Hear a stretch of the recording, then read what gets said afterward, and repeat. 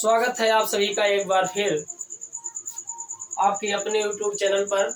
आज हम पढ़ने वाले हैं उत्तल दर्पण और अवतल दर्पण में क्या क्या प्रतीक होते हैं और चिन्ह कैसे लगाया जाता है, कौन सा किधर चिन्ह कैसा होता है, उसको आज हम जानेंगे। ठीक है, अब देखिए यह हमने एक अवतल दर्पण लिया है और एक लिया है हमने उत्तल दर्पण। ठीक है, अब देखो कैसे कैसे इस पर हम अप्लाई करेंगे, यानी कि कौन कहाँ से कहाँ तक की वैल्यू क्या होती है, चिन्ह कैसे होते हैं उसको समझेंगे। ठीक है, बहुत ध्यान समझना, न्यूमेरिकल में यही चिन्ह बहुत काम में आते हैं। ठीक है, तो ध्यान रखिए। देखो यहाँ पर पहले हम देखते हैं, देखो यहाँ से जो वस्तु है इसको कहते हैं ऑब्जेक्ट। वस्तु को क्या कहते हैं? ऑब्जेक्ट वो है, और इसको कहते हैं इमेज। क्या है? आई।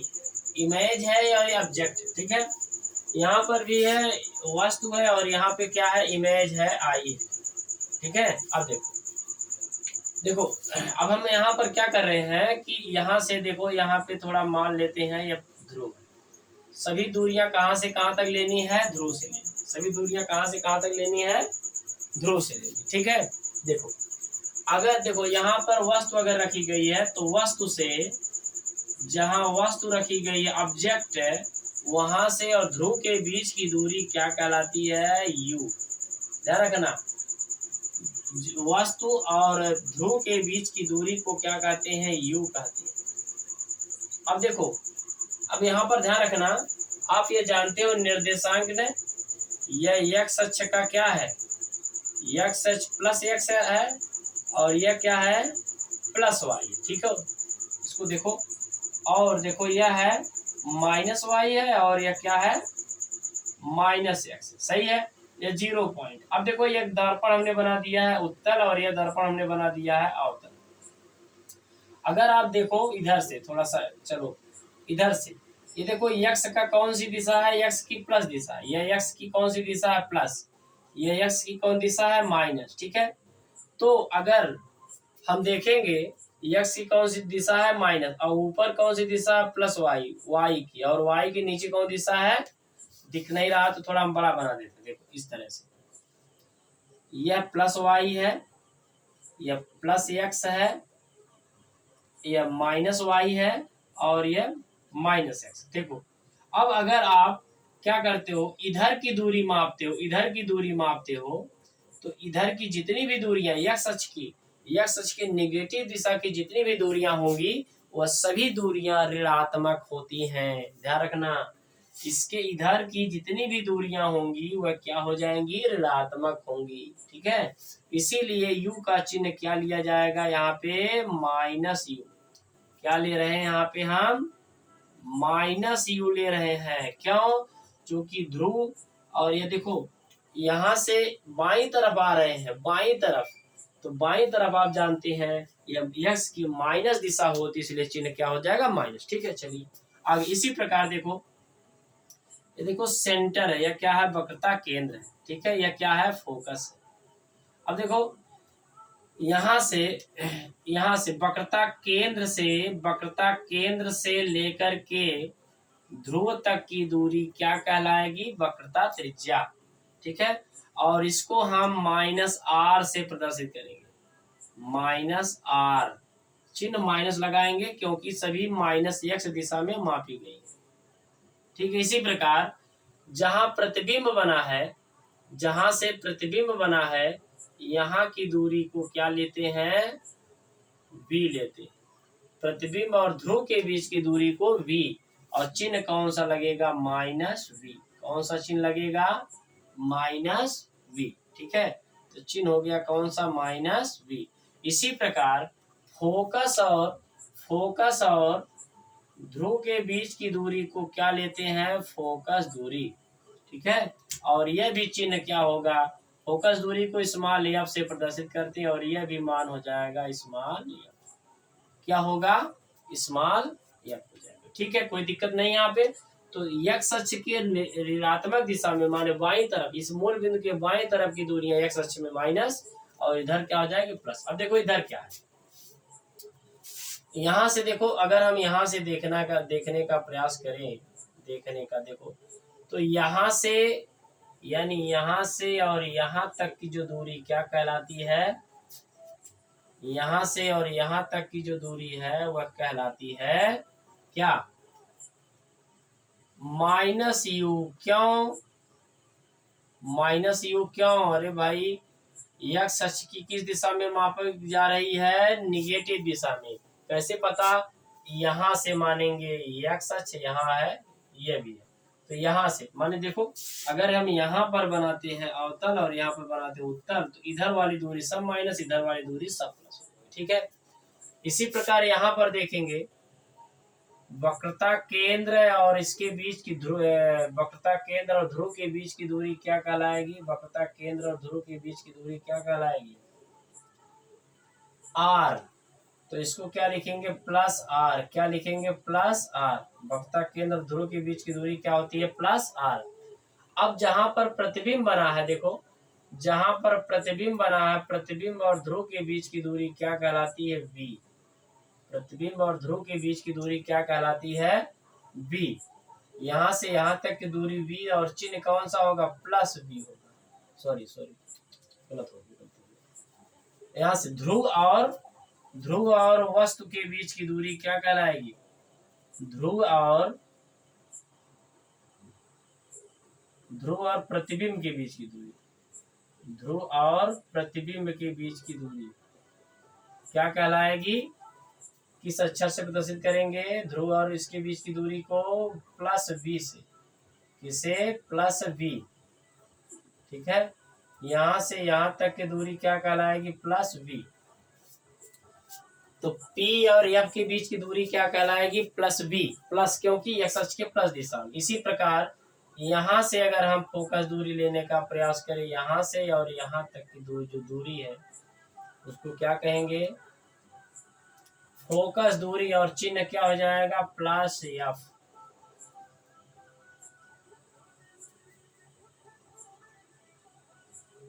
क्या हो जाएगा, +f।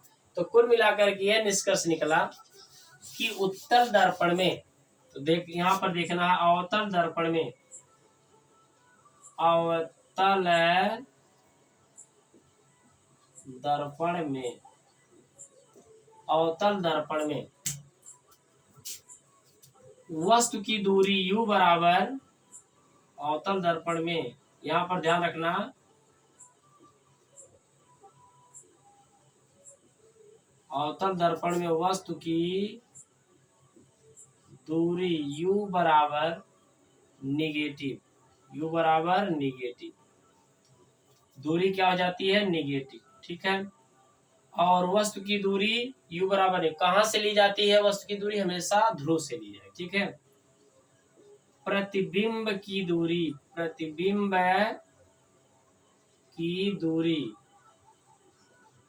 v बराबर हो जाएगा, यह भी निगेटिव हो जाएगा।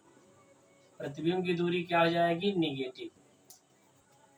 वस्तु की दूरी u बराबर क्या हो जाएगी, निगेटिव, और यह भी हो जाएगी निगेटिव, ठीक है। किसकी दूरी, वस्तु की दूरी, वस्तु की दूरी, वस्तु की क्या है, प्रतिबिंब की यहाँ पे क्या है, दूरी, अवतल दर्पण में, किस दर्पण में, अवतल दर्पण में।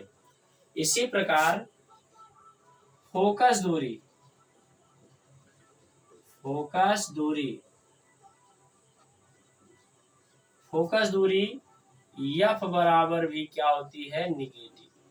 यानी हम कह सकते हैं कि जो अवतल दर्पण की सभी वैल्यूज क्या होती हैं, निगेटिव में आती है। शुरुआत मतलब सामान्यतः बात कर रहे हैं, एक कंडीशन को छोड़ दिया जाए तो सवाल लगाने में हो जाएगा, ठीक है। और कौन सी दूरी है यहाँ पे, फोकस दूरी, कौन सी दूरी हो गई, फोकस दूरी। अगला देखा, फोकस दूरी हो गई, चलो ठीक है। इसी प्रकार क्या है, फोकस दूरी हो गई। अब वक्रता त्रिज्या देखते हो, वक्रता त्रिज्या, वक्रता त्रिज्या, वक्रता त्रिज्या r होती है, और r भी क्या हो जाता है यहाँ पे, निगेटिव। r क्या हो जाता है, निगेटिव, r क्या होगा, निगेटिव। क्यों निगेटिव होगा? क्योंकि बाईं तरफ मापा गया है, एक्स अक्ष के बाईं तरफ, ठीक है, माने मूल बिंदु के बाईं तरफ मापेंगे, ठीक है। कौन सी त्रिज्या हो गई है? वक्रता त्रिज्या के बारे में जानकारी हमने यहाँ पे ली। सही है यहाँ तक? अच्छा, और चीजें जानते हैं। अब देखो यहाँ पे, देखो अब यहाँ पे समझना है। ये देखो एक्स अक्ष है, इसी प्रकार इसको बता देते हैं, यहाँ पे बता देते हैं। और उत्तल दर्पण में, उत्तल दर्पण में देखो u सब में माइनस होता है, ठीक है। उत्तल दर्पण में क्या होता है? वस्तु की दूरी u, सीधे लिखते हैं u बराबर कितना हो जाएगा? निगेटिव, ठीक है। अब वहां पर नहीं लिखेंगे। v बराबर क्या हो जाएगा? पॉजिटिव। f बराबर क्या हो जाएगा? f बराबर क्या हो जाएगा? पॉजिटिव। r बराबर क्या हो जाएगा? पॉजिटिव, ठीक है।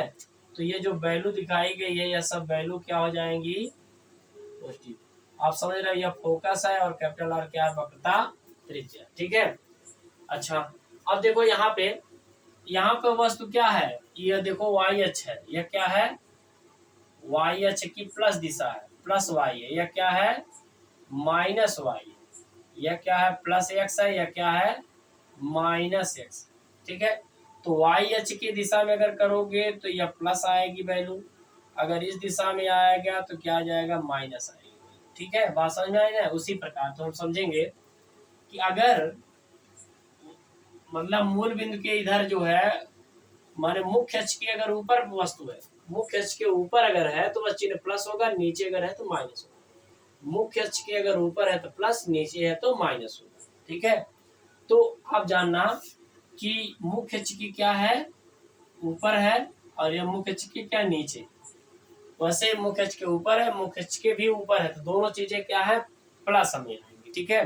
तो यहाँ पर हम लिखेंगे, यहाँ पर एक चीज लिखेंगे, वस्तु की लंबाई, वस्तु की लंबाई, लंबाई माने वो बराबर पॉजिटिव। वस्तु की लंबाई हमेशा पॉजिटिव ली जाएगी। कैसी ली जाएगी? वस्तु की लंबाई हमेशा पॉजिटिव ली जाएगी।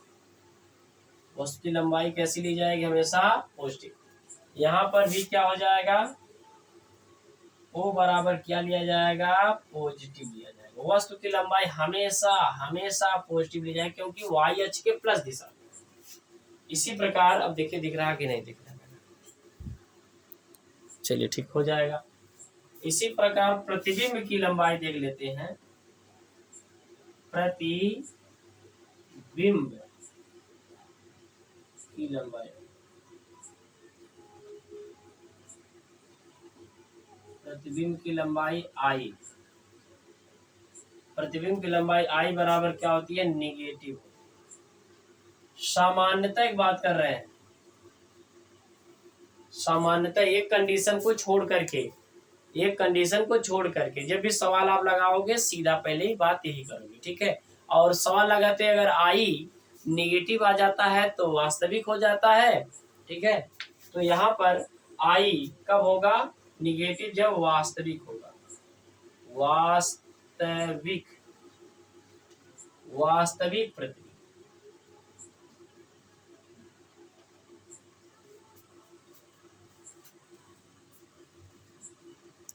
ओके। ये आई निगेटिव तब होगा जब प्रतिबिंब कैसा होगा? वास्तविक, ठीक है। और आई पॉजिटिव तब होगा, यहाँ पर लिखते हैं, यहाँ पर ध्यान रखना, आई पॉजिटिव तब होगा, यहाँ पर ध्यान रखना, सारे पॉइंट बता रहे हैं, सवाल भी करना है तो समझ में आ जाएगा। आई पॉजिटिव तब होता है, आई माने इमेज, आई माने इमेज, और पॉजिटिव का प्लस आई भी है, माने पॉजिटिव माने धनात्मक। इसको क्या कहते हैं? धनात्मक। ये सब जो लिखा गया ना, ऋणात्मक ऋणात्मक ऋणात्मक ऋणात्मक धनात्मक ऋणात्मक, तो इसको इंग्लिश में लिखते हैं प्लस है 60 में, ठीक है। तो यह इस कंडीशन में क्या होता है कि आभासी प्रतिबिंब बनता है। आभासी, आभासी प्रतिबिंब,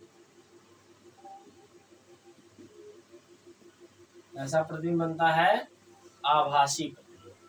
अगर आई कहीं पर प्रश्न में आ जाए उत्तर में प्लस आई तो इसका मतलब सीधा प्रतिबिंब बनेगा, और यह अवतल दर्पण में सीधा प्रतिबिंब कहाँ पर बनेगा? दर्पण के पीछे। और इसमें हमेशा हमेशा क्या आएगा? आई हमेशा क्या आएगा? पॉजिटिव। इसमें आई हमेशा क्या आएगा? पॉजिटिव। और यह कैसा प्रतिबिंब बनाएगा? आभासी प्रतिबिंब बनाएगा। कैसा? आभासी प्रतिबिंब। आभासी प्रतिबिंब। कैसा प्रतिबिंब? आभासी प्रतिबिंब बनता है। ठीक है। और देखो आवर्धन अगर हम देखें, अच्छा यहाँ पर एक चीज और लिखते हैं, आर बराबर होता है फोकस दूरी का दुगना, यानी वक्रता त्रिज्या फोकस दूरी की क्या होती है? दुगनी। ध्यान रखना इसको, वक्रता त्रिज्या फोकस दूरी की दुगनी होती है। आप देख सकते हो यहाँ से यहाँ P है और इन दोनों के बीच में क्या है? F है। तो R और उसका आधा F होता है, यानी कि F बराबर क्या आएगा? R/2। F बराबर क्या आ जाएगा? R/2। F बराबर R/2 आएगा। ठीक है, चिन्ह जैसा रहेगा वैसा हम रख देंगे। ठीक है।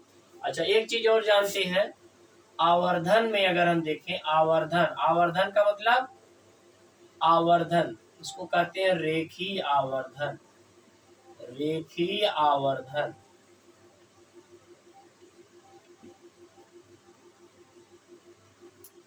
रेखीय आवर्धन यम बराबर होता है I/O बराबर -V/U। माने रेखीय आवर्धन प्रतिबिंब की लंबाई बटे वस्तु की लंबाई।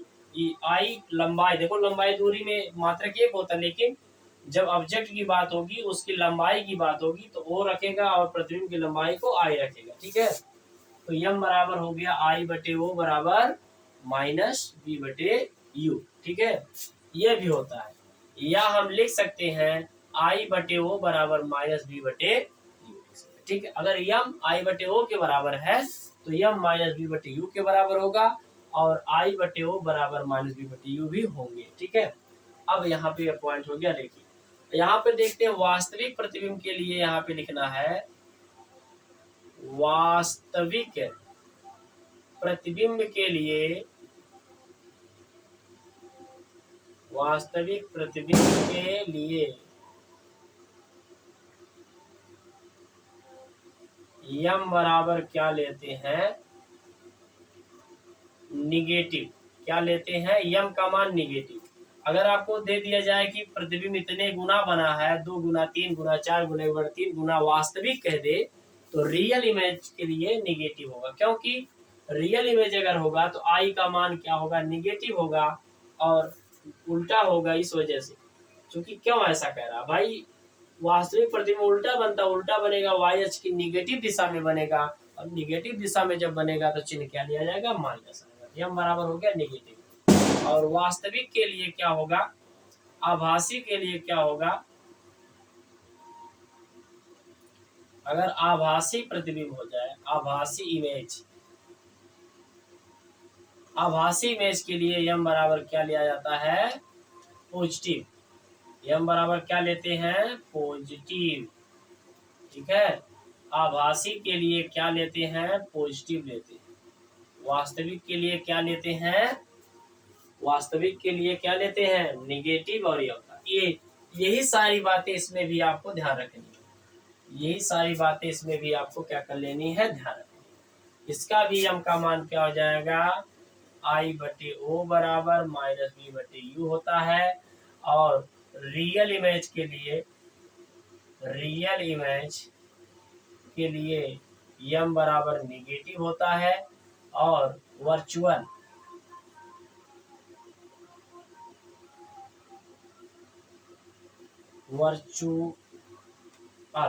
वर्चुअल माने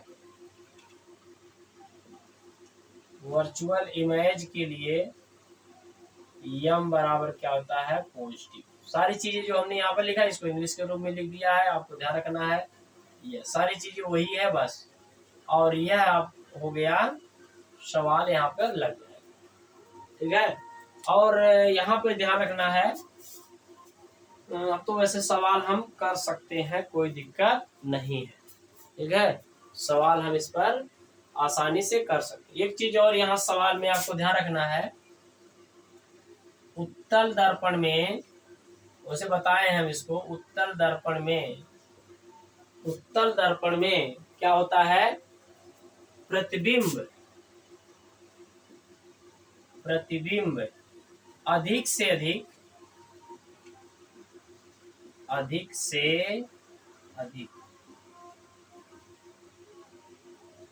फोकस दूरी के बराबर